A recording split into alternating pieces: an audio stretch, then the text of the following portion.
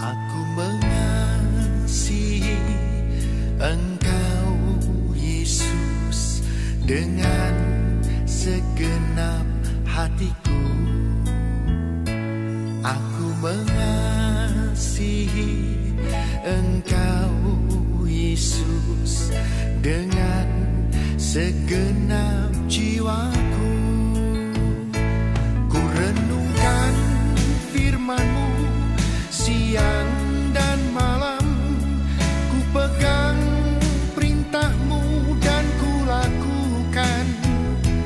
Engkau tahu ya Tuhan, tujuan hidupku hanyalah untuk menyenangkan hati-Mu.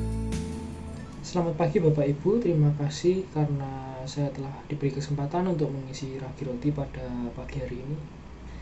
Tapi sebelum memasuki renungan, kita berdoa terlebih dahulu. Marilah kita berdoa.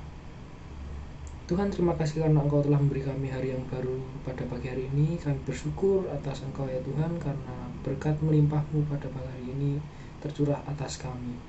Kami akan mendengarkan sedikit dari firman-Mu, kiranya Engkau sertai kami dari awal hingga akhir, agar kami dapat memahami dan melakukan renungan ini dengan baik ya Tuhan. Banyak dosa dan kesalahan kami mohon ampun ya Tuhan, dan di dalam nama Tuhan Yesus Kristus kami telah berdoa dan mengucap syukur. Haleluya, amin. Oke, judul renungan pada pagi hari ini adalah Allah yang memperdekakan. Diambil bacaan firman Tuhan pada Yohanes 8 ayat 30 sampai 36. Saya bacakan. Kebenaran yang memerdekakan. Setelah Yesus mengatakan semuanya itu, banyak orang percaya kepadanya. Maka katanya kepada orang-orang Yahudi yang percaya kepadanya, "Jikalau kamu tetap dalam firman-Ku, kamu benar-benar adalah murid-Ku, dan kamu akan mengetahui kebenaran, dan kebenaran itu akan memerdekakan kamu." Jawab mereka, "Kami adalah keturunan Abraham dan tidak pernah menjadi hamba siapapun. Bagaimana engkau dapat berkata, kamu akan memerdekakan? Kamu akan merdeka?" Kata Yesus kepada mereka, "Aku berkata kepadamu, sesungguhnya setiap orang yang berbuat dosa adalah hamba dosa, dan hamba tidak tetap tinggal dalam rumah, tetapi anak tetap tinggal dalam rumah. Jadi apabila anak itu memerdekakan kamu, kamu pun benar-benar merdeka."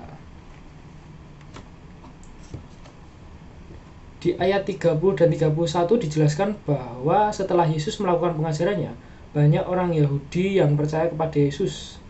Tetapi Yesus melihat kepercayaan mereka itu masih sangat lemah. Maka Yesus perlu menjelaskan lebih lanjut bagaimana menjadi seorang yang percaya kepadanya. Di ayat 31b, Tuhan Yesus menasihatkan bahwa seorang yang percaya kepada Yesus sangat penting memiliki ketekunan, yaitu jikalau kamu tetap di dalam firman-Ku. Menjadi seorang yang percaya kepadanya haruslah bertekun dan pengajaran Yesus dan melakukan firman-Nya. Kepercayaan itu membutuhkan ketekunan hingga akhir, sehingga tidak hanya sebatas pengakuan percaya tetapi menghidupi kepercayaannya kepada Yesus.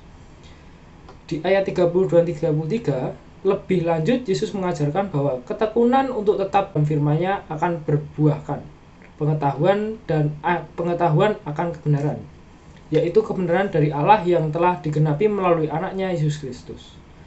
Kebenaran dari Allah itu hanya dapat diperoleh dari Yesus untuk diwartakan kepada manusia.